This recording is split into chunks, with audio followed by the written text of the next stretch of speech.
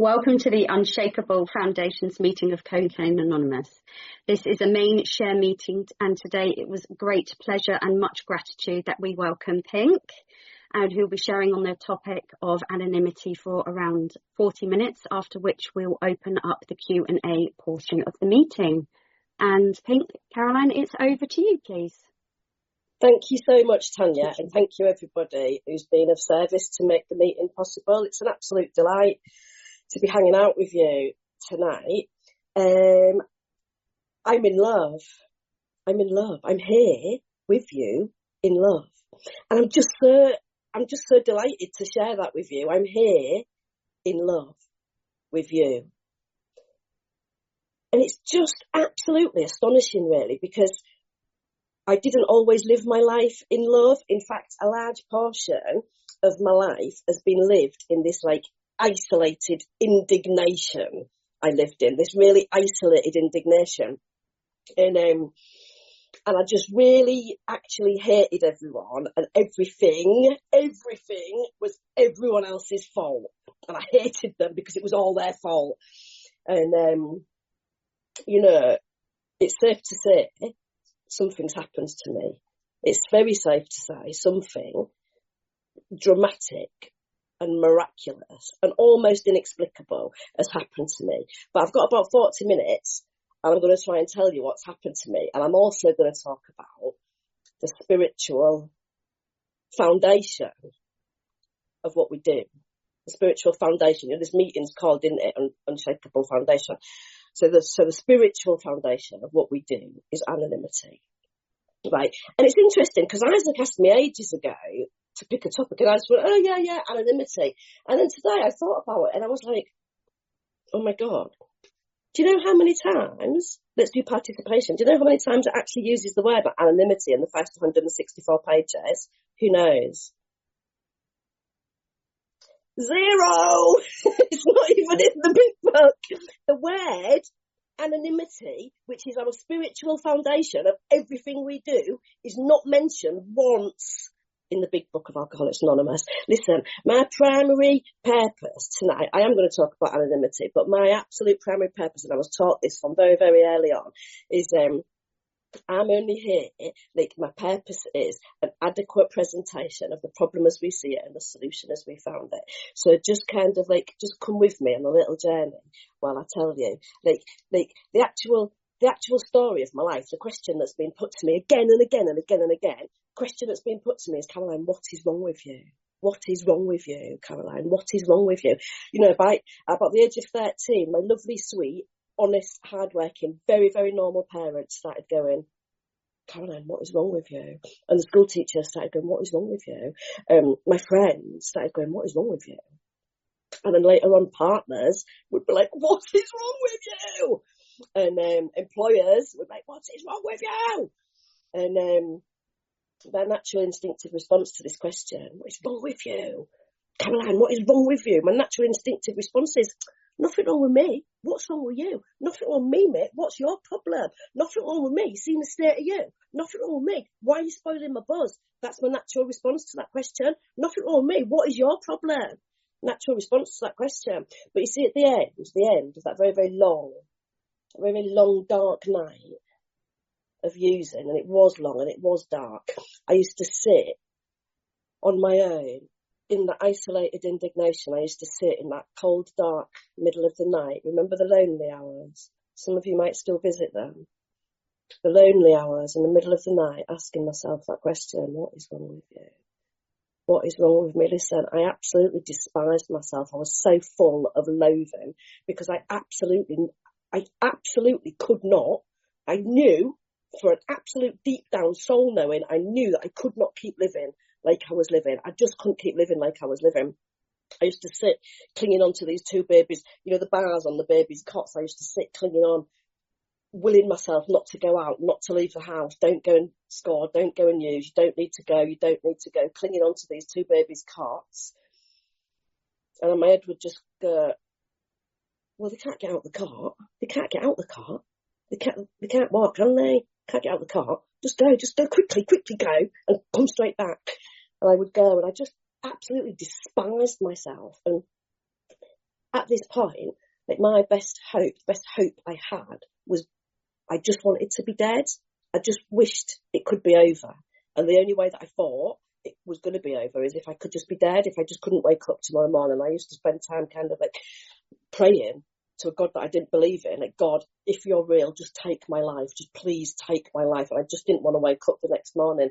Because you see, at the same time as that deep soul knowing that I had, that I couldn't keep living like I was living, I had another parallel knowing. Two knowings at the same time, and this other knowing, so I can't keep living like I'm living, but this other knowing that I had, I can't not live like I'm living. I've tried, man, I've tried loads of things, being removed from society, therapies and counsellors and treatments and loads of different things, and I just had this other exact same time knowing I can't not live like this, so I can't live like this, and I can't not live like this. So I just kind of like existed in this deathly void between these two knowings. And it was at this time that this woman said to me, "You need to go to Cocaine Anonymous." And I was like, "Oh, I don't like them. No, I do not like Cocaine Anonymous. I do not like them." And she was like, "Oh, have you been to Cocaine Anonymous?" And I was like, "No, I have not." And she was like, "How do you know you don't like them?" And I was like, "I just can't stand them. Can't stand Cocaine Anonymous." You see, because a little part of what is actually wrong with me is I think I know things. I think I just make things up, and in my head they're definitely true. So I know, without having met any of you or talked to any of you, without knowing anything about you, I know that I don't like you. I absolutely know that for a fact. I do not like Cocaine Anonymous, and I do not like you. You see, because I'm not a cocaine addict. And I was like, "No, listen, if this is you, I love you now, and I'm exactly the same." But I was like, "No, fucking chatty ones, the chatty champagne Charlies with the teeth and the tattoos, can't stand them. Chatted on, Billy Big Bullets, can't stand them." I just thought I knew that I didn't like you. But this woman was very, very insistent. And she literally dragged me to my first ever Cocaine Anonymous meeting. And you've got to remember, I'm at a point of defeat. Like, my best hope is death. We can kind of agree I'm pretty defeated. That's my best hope. And the very first thing that happened when I walked into Cocaine Anonymous is you proved me wrong. You proved me wrong as soon as I walked in the door. And it was amazing, really, because it didn't look like at all what I thought it was going to look like. It didn't sound like at all what I thought it was going to sound like. Like, you were not what I thought you were going to be. So you proved me wrong as soon as I walked in the door. And the guy sitting at the top table, just coincidentally, wasn't a cocaine addict. And he made it emphatically clear, as I want to make it emphatically clear tonight, this is nothing at all to do with cocaine or any substance. It's nothing to do with that. It's just the name of a fellowship. If it had a full name, it would be called Cocaine and Oliver Mandela and Substances Anonymous. But that's a bit wordy. So it's just Cocaine Anonymous. But it's not even about a substance. And the guy sitting at the top table told this story that sold me. He sold me Cocaine Anonymous. Do you remember when it was going to be a good day? Do you remember when it was going to be a good day and you had everything you needed within arm's reach and the curtains were closed and the door was locked and the dealer was on and you'd had enough money and everything you need here, it's everything, party for one, this is going to be a good day. And as soon as I start using, as soon as the first lick, hit, sip, snort, whatever your thing is, as soon as I starts to be this little panic, this little rising panic in the back of my head that goes, I haven't got enough. I haven't got enough. There's not enough. I ain't got enough here. I ain't got enough. Oh, can I get some more money? Is the dealer still on? Can I get out and back without talking to anybody? So as soon as I start, the party's ruined. And this story intrigued me. It kind of like cracked through my brash exterior and it reached right into my soul and I could hear it. I could hear for the first time ever in my life. I could hear what was being said in a 12-step fellowship meeting because I've been in and around 12-step fellowship meetings for years, but just heard white noise while I sat and thought about myself, really. But on this night, in a position of defeat and being proved wrong, somehow cracked through this brash exterior and reached into my soul, and I listened and I heard, and what every single person in the meeting said was, if you're new, get a book, get a sponsor, get a home group and do some service. Everybody in the meeting was saying this. If you're new here, I want to reiterate this, if you're new here tonight, get a book, Big Book of Alcoholics Anonymous, get a sponsor, a person who's properly armed with facts about themselves, get a home group, somewhere that you commit to showing up every week and do some service. Start helping. Start doing something that's not for yourself. So there's 4 things. Everybody said it. So by the end of this meeting, I was listening and I was hearing and I was crying my eyes out. Listen, I cried all the time in these days. I was always snivelling and crying about something. Like, poor me, poor me. I was always crying. So I was crying at the end of this meeting, and this woman come up and she was like, oh my God, she was so pretty. She was so pretty. I was minging. I was disgusting. And she had this like shiny hair, and she smelled nice, and she looked nice, and she had lovely clothes on. And she was just like a vision of loveliness, this woman was. And she just came and sat next to, like, snivelling state me. And she just came and sat next to me. And all she said to me, the only thing she said to me was, she went, oh, hi, I like your handbag. And I went, oh, will you be my sponsor? Like that. Will you be my sponsor? And she said to me, she had a book with her, and she said to me, I'd really love to help you. I'd really love to help you. Come to my house tomorrow. We're going to read the book. And I was like, yeah, hang on a minute. I was like, I need someone to actually do something. I need someone to actually help me because I'm actually dying and I can't stop using. And I've got these babies and I need someone to actually do something to help me. And she was just like, I am going to help you. We're going to read the book. And I'm like, what do you mean we're going to read a book? That is mental. I need more than a book. What, a book? What's a book going to do? I'm dying of a terrifying drug problem. Can't stop using. Literally destroying my life and the life of all those around me. And you're going, you got a book? I mean, what are you talking about? You got a book? It's not even a good book. It's a weirdo olden days book that was written before women were even invented. Have you read it? And she's going, we got a book. Anyway, she said to me, come to my house tomorrow. And she said, come before you've used. It's very important. Don't use before you come. And it's the first bit of clear-cut direction that I ever followed. And I did. I went to her house the next morning, right, before I used. I'm an opiate addict, so I wasn't very well. I wasn't feeling very well. And I went to her house, right, and she started, oh my God, she was so excited that I was there. She was so very excited. She was so pleased to see me. And I was a bit like, all right, calm down. And she started reading the book to me, right? She was so excited to open the book. And she started reading the book, not like a normal person reads a book, because she was reading it out loud. And she read the blank page out loud. And she was so excited about this blank page, and she was going on. And then she read the title page out loud. And she was going on about this circle and this triangle and blah, blah, something. And then she read the contents page. And she was going on. She read the preface. And I'm just sat there thinking, I'm rattling, thinking, this isn't even how you read a book, because you don't, like, who reads a preface of a book? Who reads a preface? You just get to the bit. You get to the bit. In preface. Then she read this forward to first edition. Like this blah blah about these dudes, like olden days people. Anyway, she carried on, so excited. And I was just thinking, she is mental. She's absolutely mental, this woman, reading all this nonsense. And I just thought, this is another one of these crackpot ideas, because I've tried some proper crackers things to stop. Like, having needles stuck in my ears and people putting pins, pressing my feet. And I went and got some Chinese twig medicine once. My dad took me to get this Chinese twig medicine, and he made it into a drink and he drank it, and it was disgusting and it was meant to help and it didn't. And I just kind of thought, this is another one of them just crackers things that ain't going to help. But bless her, she is really excited, bless her, the lunatic. I'll just stay, because she's dead happy. She's really excited, absolute lunatic. I'll just stay until she's finished. Anyway, this went on. 4 of them, there is 4 words. On and on and on. She was so excited, mental woman. Anyway, then she started reading the doctor's opinion. Listen to me. When she started reading the doctor's opinion, things changed a bit, because she was going like this. Oh, and blah, blah, blah, blah. Oh, this one time, this and this and this happened. And I did this and this and this. And I was like, oh, well, this and this and this happened to me. And I did this and this and this. And she was like, interesting. And she was like, blah, blah, blah, blah, blah, blah, blah, blah. Oh, and another time that happened. I did that. And then this and this and this happened. And I was like, oh, well, I did that. And this and this and this happened.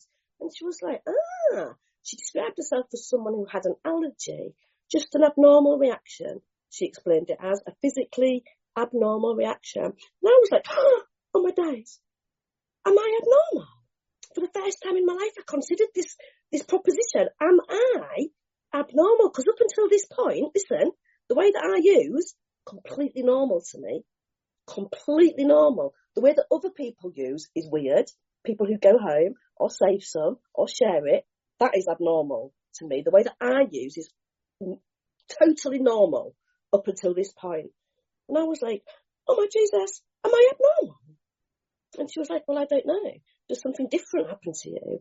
And I was like, yeah, because you see, when I put a substance into me, and it doesn't matter, heroin's my favourite, but it doesn't matter whether it's heroin or headache tablets or crack or cough medicine or amphetamines or antihistamines or vodka, high-strength lager or nail varnish remover, because that's what type of alcoholic I am. It doesn't matter what the substance is. I put the tiniest amount into me and it wakes up this like physical force that drives me, and it drives me to places I don't want to be, with people I don't want to be with, doing things I don't want to do, and I fucking despise myself and I wish I was dead. And that doesn't happen to ordinary people. So I was like, oh my God, an allergy, a physically abnormal reaction. That makes perfect sense. And I was like, oh, this book's quite good, isn't it? What else does it say? And she was like, listen, it's cool, because if you've got an allergy, it's really easy to solve. And I get that. I'm dead allergic to cats, right? I'm dead allergic to cats. I don't go near cats, and I don't have an allergy to them. So I really get that. Allergy is easy to solve.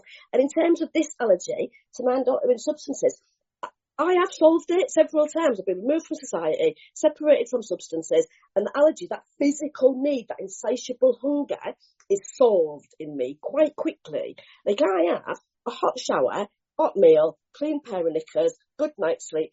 I'm kind of done physically. I'm kind of all right. That physical force that drives me goes quite quickly. But there's a second bit, and the doctor's opinion covers it. More about it in There Is a Solution. Minute detail in More About Alcoholism.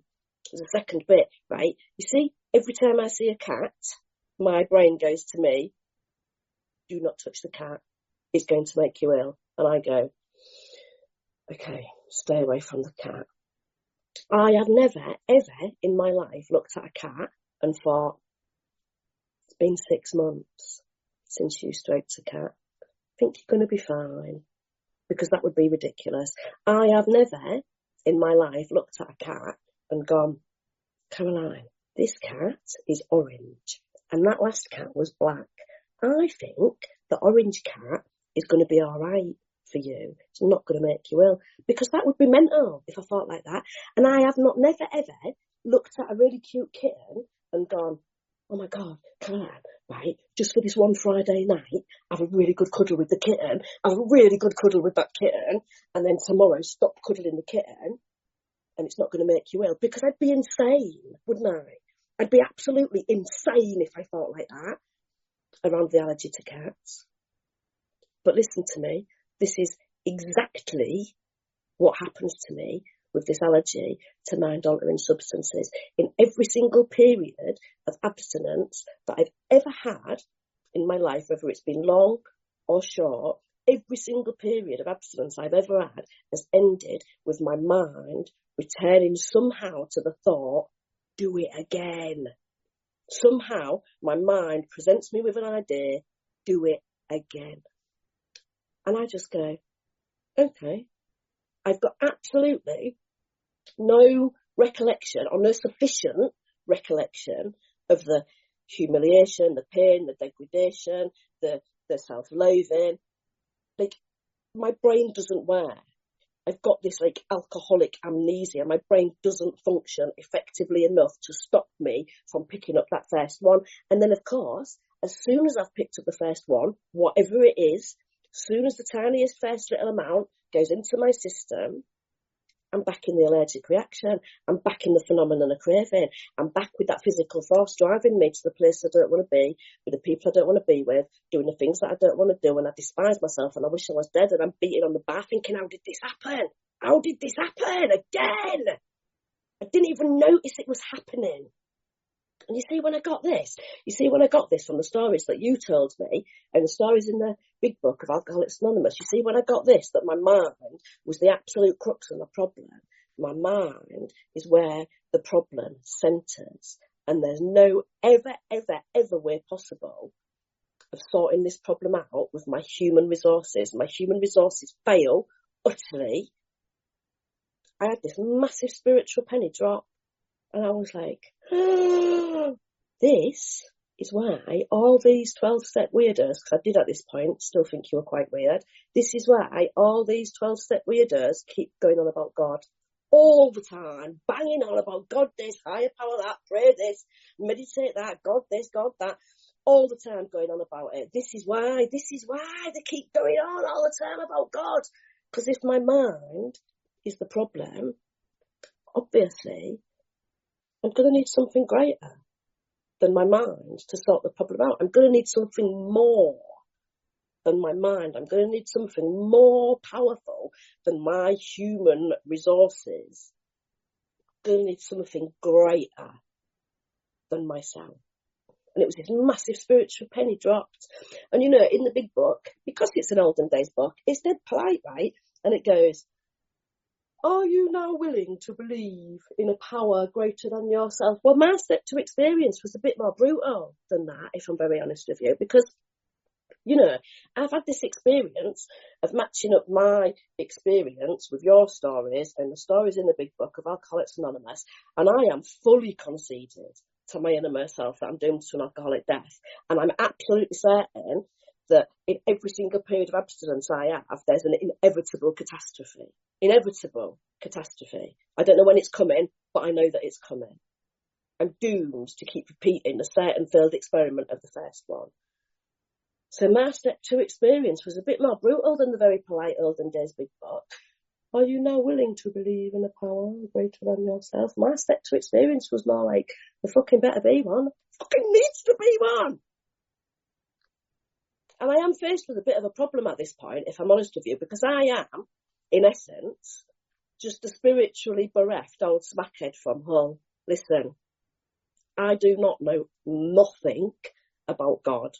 I know, like, the animals came in 2 by 2, hurrah, and I know some stories about, like, Away in a Manger and Little Donkey, and that is it. That's it.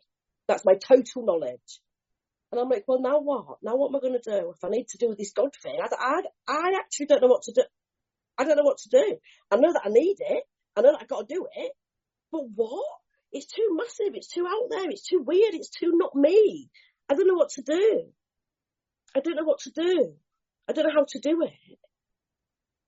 And if anybody is in a similar predicament, I just want to really reassure you, you don't need to worry, because the rest of the book is about just that. The rest of the book, like, I needed to find a power by which I could live. And the rest of the book is literally, it's not even about not using and not drinking. It's about exactly how to do that. The rest of the steps are about how I can find a power by which I can live. That's what we're doing here. This is not even about not using and drinking, because I've already established I can't do not using and drinking. I'm powerless over that. I can't do that. That's not what we're doing here. What we're doing here, what I'm doing here, is finding a power by which I can live. And I've got an instruction book, and I've got an army of women and some men who have done this before. They've followed the clear-cut direction. They've followed the instructions in the big book. And they've found a power by which I can live, and they're really happy to sit down with me and show me exactly what they've done. Oh my God, what a relief that was. And I just did exactly what they did. I just followed these clear-cut directions, and I made a decision. I wrote some inventory.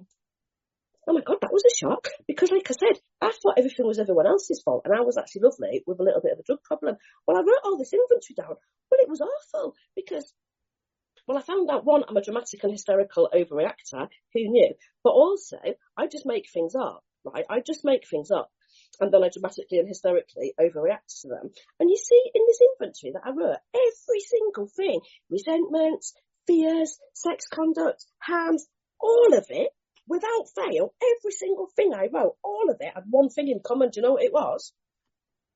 Da, da, da, da. It was me. It was me. And there's these steadfast promises that goes, we can be alone at perfect peace and ease. We can look the world in the eye. Oh my God. I did not feel like that. I was defeated, man. After I read that step 5 out, I was absolutely devastated. The only step 5 promise that was true is we feel the drink problem has disappeared, because it wasn't a drink problem. It was me, wasn't it? It was me. Selfish and self-centered is the root of my problem. It was me. And that's what step 6 and 7 is about, you see, because I'm going to need to do, like, I don't know how to live. I'm going to need to do some spirit work and spiritually maladjusted to life. My instincts of self are way out of whack. And I react to those out of whack instincts with this defective behaviour, and this defective character comes out to try and protect myself. Self is the most important thing to me in my life. And it was like that. This is what 6 and 7's about, this journey to kind of like developing this, all right, I've just got my head around this weird God idea for the drinking and drugging. Now I'm going to need some help with living. I'm going to need some help with spirit. I need my spirit inside to be healed. This is what starts in 6 and 7. And then in 8 and 9, we know we make this list and we go out and make amends to people we've harmed. I mean, I've got brilliant stories about this, but I didn't want to do it. I haven't got time to tell you. But I've got amazing. Talk about being proved wrong. Because I thought everyone was like me, spiteful, judgmental, horrible, jealous, prideful, egotistical. I thought everyone was like me. You see, in these amends, I had a spiritual experience, the true nature of humanness. First time in a long, long time I experienced love and forgiveness and compassion and understanding. Blew me away, man. Changed my life. When in step 10 it goes like this, it goes continue. 4 times. 4 times in one paragraph it says continue. This is a book that's got like 52 different words for God. 4 times in one paragraph. Continue. Do you know what it wants us to do? Fucking continue! It wants us to carry on doing it. Carry on watching for resentment, selfishness, dishonesty and fear. Resentment. Can't stop thinking about you. Selfishness. Can't stop thinking about me. Fear. Can't stop thinking about me with you. And dishonesty. Can't stop thinking. My brain still makes things up. Today, even. My brain still makes things up. I can just look at a total stranger in a little Zoom box and my brain goes, they don't like you. Ridiculous. And this is what step 11 brings me to. Listen, I just started saying yes to things in step 11. Just started saying yes to weird things. Like people with massive gongs and these bowls and jingly bells, people in tie-dye doing dancing. I went and sat with old ladies on a Sunday morning. I went and sat quiet with other people. I just started saying yes to things. Because you see, out there in the wide world, not in the fellowship, but in the wide world, there's loads of people living a spiritual life, not because it's number 11 in the list of instructions of how not to kill yourself with heroin, but just because it's a really cool way of living, and they're living this spiritual way of life, and they're really, really happy for us to just go and hang out with them and ask them questions and just ask them to show us what they do and what do you do and where do you go and how do you do it, and have you got any leaflets, have you got any books, what do you read, what can I listen to. They're really happy to share it with us. So I just started saying yeah, and I said yes to going on a retreat. Some of you was talking about just going on a retreat, weren't you? And then I said yes. I was just saying yes to everything, and I said yes to going on this retreat, and I got there and there was this French man leading it, and he went, we are going to give ourselves the gift of silence until tomorrow. And I was like, what? It was a silent retreat, and I didn't even know. And I thought, no. My arm was hurting. I thought I was having a heart attack. I was like, absolutely cannot do this. But listen, it was in the middle of nowhere in a nunnery, like miles away from anywhere, no telephone signal. I'd gone with a friend in her car. I was trapped in silence. I was trapped. Listen, again, prove me wrong again. You proved me wrong, because talk about, like, I really like doing all this, like, chanting and kirtan and singing and dancing, spiritually uplifting meditations. But it's a bit like me and stimulants. We don't mix very well. I don't really need stimulanting. What I had that weekend was a deep, effective spiritual experience. And for me, I discovered God's first language is silence. And it's so weird, because when I very first got here, and I was like crying and vomiting resentment, and someone said to me, when I very first got here, said, Caroline, you need to sit down, shut up and listen. And at the time I did think, well, how very rude of you. I am a newcomer, most important person in the room, and I need to tell you all how terrible my life is. And they were like, no, Caroline, you need to shut up and you need to listen. And it turns out what I actually needed to do was shut up and listen. Best bit of advice I've ever got. It's what I actually need to do. So from there, I've developed this dedicated and disciplined step 11 practice that involves silence, right? And I can't even tell you how much everything has changed. I'm not talking about drinking and drugging. I'm not even talking about drinking and drugging. Obviously that's changed. I haven't used a mind-altering substance for just coming up to about 13 years. So there's that, which is miraculous in itself. But there's more than that. All of my life I thought I had to get things. I just thought I had to get things to be all right. I've been wrong. Cocaine Anonymous has consistently proved me wrong because I don't need to get it. And we're taught it at school, get good results, work hard, get good exams, get a good job, get some money, get a good place to live, get a good college course, get some more money. And then when I was using, get that script, get that score, get that money, get that place in rehab, get. I've been wrong all my life. I've just been wrong. Because I don't have to get anything. I found the secret of living here. In Cocaine Anonymous, I found the secret of living. And listen, you taught me the secret of living. Imagine that. A bunch of lay down, thieving, scheming, junkie scumbags have taught me the secret of living. And if you can only just remember one thing that I'm telling you tonight, I want you to remember this: the secret of living is giving. That's it. And this is where I'm going to come into anonymity, because we are an anonymous fellowship. And when I'm thinking about the giving, I will give everything that I've got.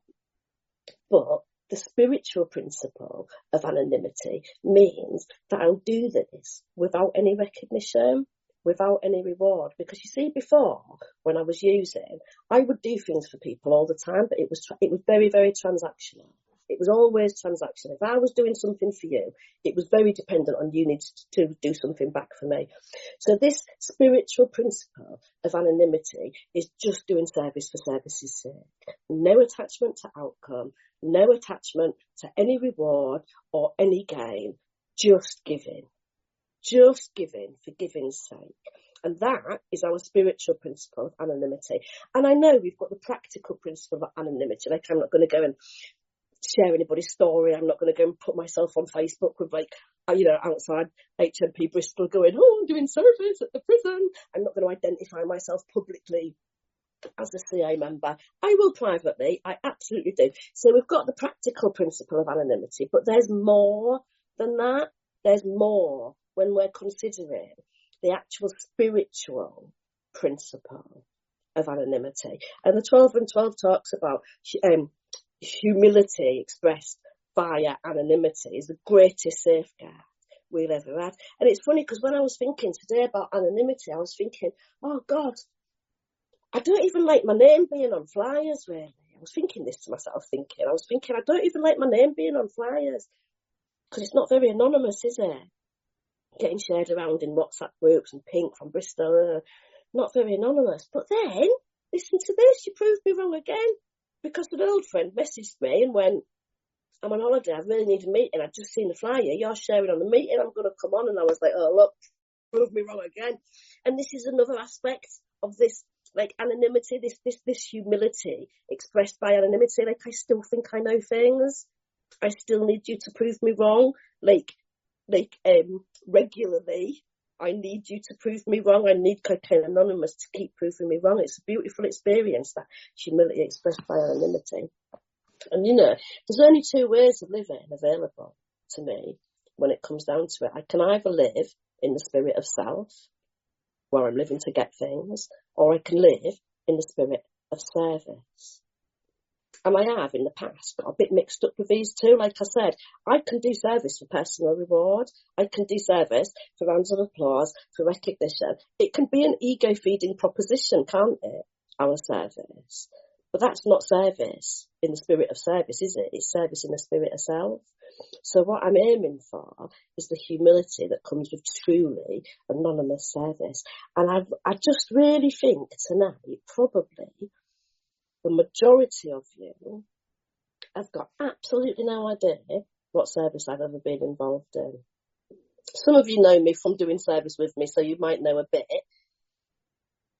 But truly, anonymous service is for no recognition and no reward.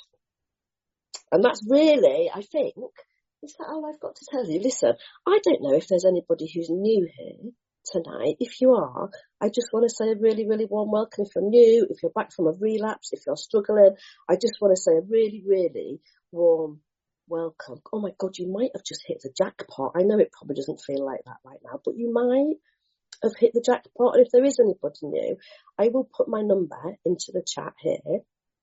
And if you want to get in touch, you can. Because if you've got a problem that you want to stop and you can't, I know exactly what to do. I know exactly what to do. Do you know what we do? Start at the blank page. That's it. I love you all so much. That's enough from me. Have Andriana, if you'd like to come in first. Hi, good afternoon. My name is Adriana, and I'm an alcoholic. It's my first time here. I've been in an Alcoholic Anonymous for about a year, up and down. But at the beginning, it was amazing. And then, obviously, my addictive personality wanted to solve the problems in 2 seconds. So, I started doing everything in my power, and meeting after meeting, and then therapy, and then anything. It didn't work. I understood that I needed a slow recovery. And then I got married, and I was trying to look for a baby, and it didn't happen the first month. It didn't happen the second month. So I went back to drinking. And my husband told me, it's not when you want it, it's when God wants it. Can you understand that? And I said, I'm going to try. I kept it sober. I understood that it's not what I wanted, and I can't control everything. I don't run the show. Now, as you guys can tell, I have my baby here. I'm working hard. It's not easy. It's not easy because I'm going through postpartum depression. I have an amazing sponsor that told me you need to go to that meeting over there, But today's meeting for me, the speaker, I have so much to thank because I can relate to so many things that she said. I'm very blessed. Now I have an amazing relationship with God. And now I help people. I thought I would never be able to do that. And now my son, I have a 7-year-old, is not afraid of me, because before mommy was kind of scary, because mommy was kind of sleepy, I'm very blessed. I'm very blessed. I got a lot of things to work on. I didn't drink because I was suffering. No, my drinking was because of my ego, because I felt like I was above people, because I felt like when I was at a bar providing for myself, I didn't need anybody to pay for my drink. It was a lot of ego. And I understood that because of AA. So, and I'm still learning. I have a long way to go. A long way to go. But I'm very blessed. I'm very blessed to be here. And I love this meeting because I usually do a 9 a.m. meeting and it's all guys. And sometimes I feel like, okay, maybe I can help somebody. Maybe I don't help guys, but maybe somebody right now, right here in this meeting needs something that I'm sharing. So thank you, guys. Oh, thank you very much. And just to remind the group, it's questions and answers at the moment. So if you do have a question, it's fine. Please direct it to Pink. And I believe the next person up is Brian. Thank you. Thank you so much. And Caroline, really nice to see you. I'm the guy that's glad that you didn't, that you were on the wire tonight, because I haven't heard you for a couple of years, and, so much enthusiasm for this program. And what you said about anonymity, inside the program, the fact that I know when you're speaking to women, because you carry such an enthusiastic message that can find you, because there's only one Pink from Bristol, right? Outside the program's a different story. But the amount of passion, my question is, the amount of passion that you've got for this stuff, it's infectious. And how do you maintain that enthusiasm and zest for this program? What do you do? What does your daily practice look like, your spiritual daily practice? I mean, I absolutely love this question, because do you know what enthusiasm actually means? Do you know what the origins of the word enthusiastic are? So enthu is from the Latin within, and astic is from the Latin God. So that's where my enthusiasm comes from. It's within God. I live within God. So I wake up in the morning and I do what many of you probably do. I do on awakening, right? On awakening, not after I've got up and had a coffee and a fag and talked to the dog and fed the kids. On awakening, I've got some readings that I do. I've got some prayers that I say, and I sit quietly and I consent to God's presence and action with it. I don't ask for anything, because God knows what I need. God knows my heart. God knows every hair on my head. And I go through the day and I stay in that. I do the pause when agitated. I do the asking for intuitive thoughts or decisions. I literally am a scholar of the Big Book, and I do exactly what the Big Book says, especially the directions in step 10 and step 11. I just live by this, and I stay within God. I stay enthusiastic.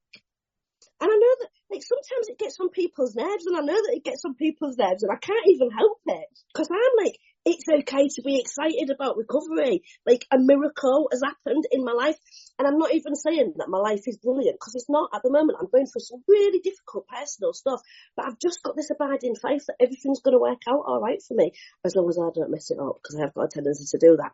But as long as I stay within God, as long as I stay enthusiastic, as long as I stay living in love, in the spirit of service, everything's going to work out exactly as it's meant to. So why not? So let's all be enthusiastic. That's the aim of the 12-step program. Live within God. That's it. It's all right to be excited about recovery. That was a brilliant question, Brian. I'm glad you're here. Thank you for that question. And Isaac, come on in with yours, please. Thank you so much, Tanya. Hi, I'm Isaac, recovered addict. Thank you, everyone else being of service today. Caroline, thank you so much for being here. Really good to hear you as always. My question, just around the topic that you shared on of spiritual principle of anonymity. So what advice or guidance would you give to the newcomer or just someone who's looking to explore what we do here in a deeper way around seeking out service anonymously? Okay, so obviously the first things first, we have to work the 12 steps. We have to get some sort of connection, power greater than ourselves. First and foremost, that's the absolute first thing that you need to do with a sponsor. And then immediately after that, with your sponsor, you need to have a look at the 12 traditions. Because you see, I worked the 12 steps and they gave me this design for living, so I'm not going to kill myself with heroin. I'm going to work on my selfishness, but it's left me with a problem, and the problem is people, and people are still very people-y. Okay, and the 12 traditions has taught me a way of living, because I have to hang out with you guys. My life depends, we have to hang together or I'm going to die alone. So the 12 traditions has taught me more about living life spiritually than the steps have. The steps absolutely have given me a design for living, a starting point. But after that, with your sponsor, go and have a look at the 12 traditions. They're amazing. And they're not boring. They're very, very interesting and very, very exciting. And actually, I have learnt more about living life through learning and living the 12 traditions than I have the 12 steps. I mean, that's a bold statement, isn't it? That's a bold statement, but it's true. The 12 traditions have taught me more about living life than the 12 steps have. So if you've got a sponsor, he tells you Oh no, we didn't work the 12 traditions. Get a different sponsor. I'm being bold, Isaac. I hope that's okay. You know me. It is okay. I know it's okay. That's it. Good question, Isaac. It was great. Thank you very much. Ella, come on in. Thanks, Tanya, for taking the meeting. Hi, guys. I'm Ella and I'm an addict. Caroline, thank you so much for your share. It was amazing. So my question is just around, so there's a line in the book, that says, but he failed to enlarge his spiritual life. So my question to you is, has that ever been you? And if it has, how has the process of getting back into the flow of recovery been? Thank you. Oh my God. Yeah, absolutely. Because I came into recovery when I was 23, and just like Jim, what I did was I reassembled my family, and I was 23 years old and I was dragged from the gutter. I just woke up in Bristol and I went to a 12-step fellowship and I hung out with some people there and did absolutely zero spirit work, nothing to do with 12 steps. And I went and did voluntary work, college course. I went and finished my education, did some A-levels. I went to university. I did exactly what Jim did. I reconstructed my material world, my physical world. I built it back up. And for 10 years, well, nearly 10 years, for nearly a decade, I remained free from using, with zero spiritual principles in my life. Okay. And at around 9 3/4 years, I had a lurking notion that said, probably if you don't use for 10 years, you'll be all right. Now, at about 9 3/4 years, listen, my life was so different. I'd finished university, I'd met a man, we got married, I had a career, I'd got promoted, I had a mortgage, I had a television license. It was so different from those old days of living in Salvation Army hostels, doing whatever I needed to do to get a tenner. It was so different. And my head just went to me. I was sat on a rooftop terrace in Dubai, right? 7-star hotel. It was amazing with the man I was going to marry. It was absolutely incredible, my life, that I'd built up myself. And my head just went to me, you'd probably be all right if you had one of those drinks. I remember it so clearly. It was a stripy cocktail like this with a bit of fruit on the side. And my head went to me, you never had a problem with alcohol. You've never had a problem with alcohol. You'll probably be all right if you have one of those drinks. Listen, I'll tell you the truth about me and alcohol. I never drank alcoholically. That is true, because I was a heroin addict and everything I had went on heroin. But you see, when I was rattling, and I didn't have any money, I would go to the shop on tick, get a miniature bottle of whiskey, and I would pour the whiskey into a spoon with a filter, and I would pull it up through a needle, and I would inject the whiskey straight into my veins. But in that moment, I mean, even alcoholics go, you did what? With alcohol? Like, even alcoholics think that's mental. But in that moment, my head said to me, you never had a problem with alcohol, you'll be fine. Listen, as I put that drink to my lips, I had a spiritual stirring in me. I knew that it was going to end badly, but I had no power in me. I had no power. I put the drink to my lips. I knew this is a terrible idea. And that cocktail, that stripy cocktail with fruit on the side, lasted me 6 years. It was 6 years until I made it back into 12-step fellowship, sufficiently defeated to accept what was on offer here. So I've absolutely had an experience, just like Jim, of reassembling my material world on my own power. But like I said in my share, my human resources fail utterly. Listen, they're good as far as they go, but there's an inevitable calamity waiting for me. And I don't know if it's going to be in a day or a week or a month or a decade. I don't know when it's coming, but that twist, that peculiar mental twist, is coming. If I'm an alcoholic of the type described in the book, that inevitable catastrophe is on its way. I don't know when. I don't know when it's going to be. So what I need to do on a day-to-day basis is remain spiritually fit, because it might be today. I don't know. And the only hope I've got of having any sort of defence against those ridiculously insane ideas is something that's greater than my human resources.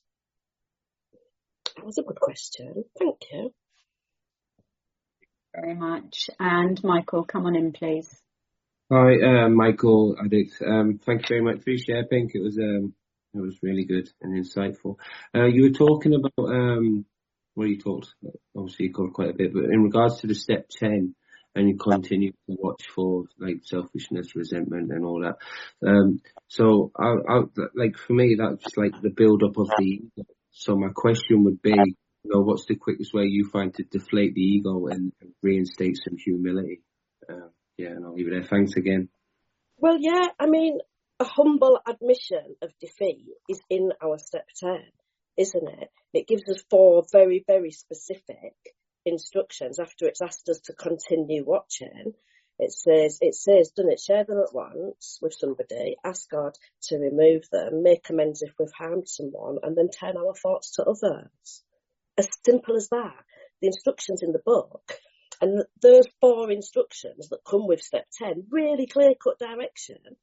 When these crop up, not if these crop up, when, because they are going to crop up. When these crop up, I do those 4 things, and it brings me back into humble acceptance of myself. I am nothing. God, I need your help. Show me how to live. Show me how to be. I hope that's helpful. Thank you very much. And our last question of this evening is from Emma. Come on in, please. Oh, hi, Emma Addict from Bristol. As a fellow Bristolian, thanks for your share, Caroline. That is very enthusiastic for this time of night. Can I just ask you what your spiritual awakening was? Well, I've had loads of spiritual awakenings, Emma. I have spiritual awakenings all the time. Like the first one really, all the way through the book, first one really was in the doctor's opinion when I realised I was abnormal, something abnormal and different happened to me. Second one was when I realised that it's my mind that's the problem. Third one is when I'm like, oh, I do need God. I do need God. Like spiritual, like my life is a spiritual experience now, if I allow it to be, because you see, whatever I look for is whatever I see. So if I spend my days looking for God, that's what I see and that's what I experience. So really, our whole life can be a spiritual experience once we've fully abandoned ourselves to this way of living. So I just have spiritual experiences all the time. I mean, I don't want to kind of like act as if I'm a spiritual guru, because I'm definitely not, and I definitely get things wrong, and I definitely react emotionally sometimes, and I just forget sometimes to do the things that I'm meant to be doing. But do you know what? Usually, Emma, I've got a really good circle of women around me who will absolutely hold me to account and absolutely tell me that I'm being a knob sometimes. And I need